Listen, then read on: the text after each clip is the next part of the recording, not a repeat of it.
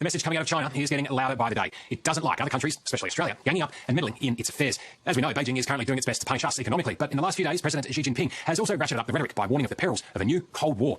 A loose translation is, if we don't stop poking the panda, we'll face serious consequences. Now, it's worth taking that threat seriously because Xi can... Tonight, leading minds on the looming war with China. It's going to be waged on an economic front. It's going to be waged on a social affairs front. They're going to come at us all ways. How likely is it? How prepared are we? And at what cost for us and the world?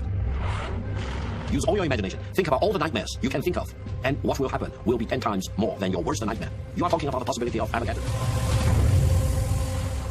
Between two nuclear-armed superpowers, the United States and China. A conflict that could reshape the world order. Is Australia vulnerable at the moment? Australia is monstrously vulnerable at the moment. We have this naive faith that American military power is infinite, and it's not. A war between China and the United States will soon escalate out of control, and that will be Armageddon, Armageddon, and Armageddon. And this is what I hope the Australian people will come to realize. That tensions won't spill into all-out war. You know, China, I don't believe, is quote-unquote looking for a fight specifically to fight. It wants to flex its muscles. But look what happened in the Cold War with Russia. I mean, we managed many hot friction points and never went to a kinetic state. What do you mean by kinetic? You start firing rounds downrange. How likely do you think that is? I would hope that that's a far probability because it does no one any good. During the Cold War, mutually assured destruction prevented conflict as both sides feared the consequences of the other's nuclear arsenal. But Richard Spencer believes war will be prevented at this time by a different threat of destruction, economic. In this modern globalized world, China and the US are each other's largest trading partners, so in reality, highly dependent on each other. 20 years away, the question I've got is, what are we going to do for the next war? And the next war is not going to be 10 or 20 years away. It's going to be in the next 3 to 10 years. And my estimate is, in a serious fight, the Australian fighting. The second scenario is a sudden attack, a Pearl Harbor type attack, to take out all the American bases in Japan, in South Korea, and in Guam. And then they turn around and say to Taiwan, well, what do you reckon, Taiwan? You want to be destroyed by us? The third model is to do them both.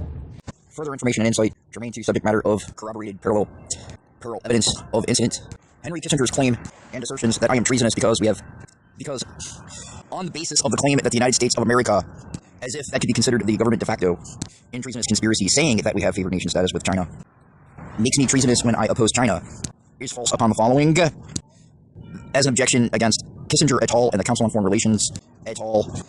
Members such as Scott Robert Horton and Scott Horton and executive de facto and others, etc., along with the personality identity, loud speaking harassments, centrally at myself, actually specifically at myself constantly, of Xi Jinping, who declares himself to be supreme ruler not only of China but of the whole world, and coercing that upon the populace of the world and against the United States of America in his assaults upon myself, are frivolous, false, fallacious.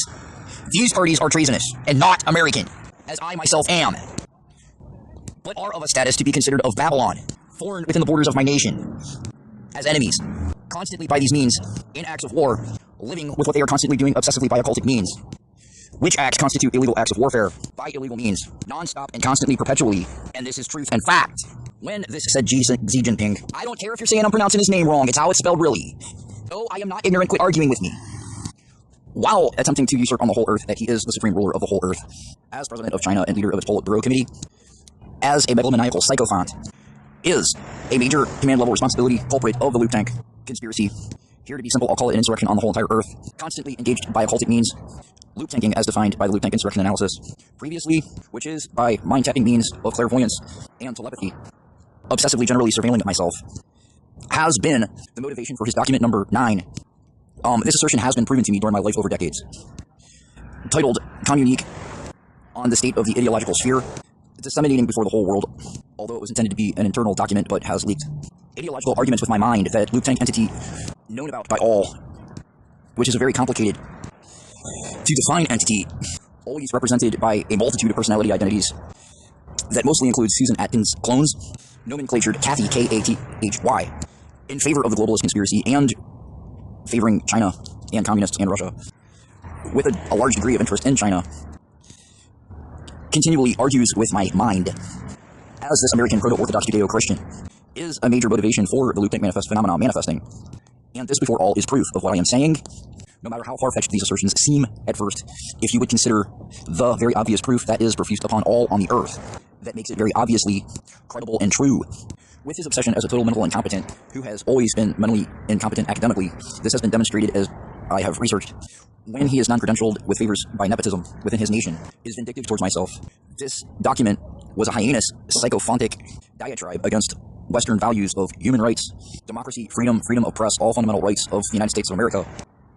He is hostile against communication by the internet for purposes freedom of speech is for, against tyrannical government, he actually hostily opposed and criminalized human rights in it. Specifically, amongst all, he legislated himself self-declaratorily to outlaw upon the whole earth when he attempts to usurp that he is supreme ruler of the whole earth. And that would also be over the United States of America. All favoring him and his nation is treasonous. Henry Kissinger and Scott Horton, etc. et al. Attacking me on this subject. Now, these acts to date in this incident are consistent with his hostility towards freedom of the press and freedom to communicate on the internet for very constructive purposes that are of weighty matter, necessarily newsworthy, and necessarily of most weight to communicate to all. By the actual principles of my nation, of most weight of them. You oppose this, you are treasonous, as you are.